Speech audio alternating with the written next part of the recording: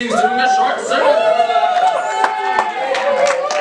Just a few announcements before we start. I'd ask for your cell phones to please be turned on silent or turned off during this. We want as many or as few distractions as possible for Miss Cameron. As many, that'd be bad. As few distractions.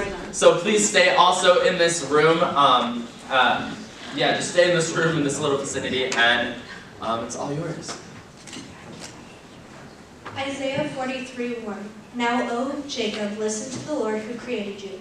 O Israel, the one who formed, says, do not be afraid, for I have ransomed you. I have called you by name, you are mine. It took me a long time to realize that I didn't have to be afraid for the plan God had laid out for me, because my sins and my wrongdoings had already been paid for on the cross. Isaiah 43:2. When you pass through deep waters, do not be afraid. I will be with you. Isaiah 43:2. When you pass through waters, I will be with you. When you pass through the rivers, they will not flow over you. When you deal with depression, it kind of feels like you're drowning. It's like a constant pull. It gives you time to just barely get a gasp of air of something good in your life before you're pulled deeper than you were before. I remember starting to feel that way at the beginning of 7th grade. I was 11 or 12. That was really scary for me at that time, and it's not something anyone should have to go through at that age or any age. When you're that young, it's horrifying to think that you're all alone. And that was before I had really gotten close to God. The second part of Isaiah 43:2.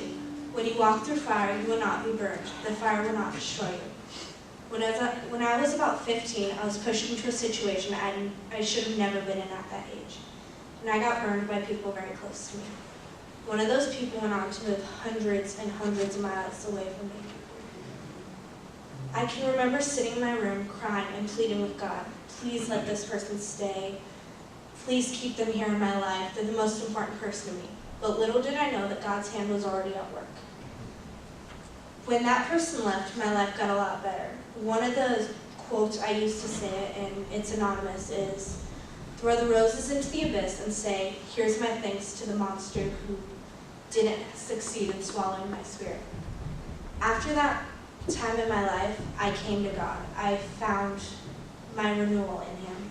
And for a while, I didn't feel worthy, but after that, it was just an amazing circumstance that I had went to my church with a couple of friends to find God. All of this changed me as a person, and it's still very hard for me to understand myself. Romans 8:18. Consider that our present sufferings are not worth comparing to the glory that will be revealed to us.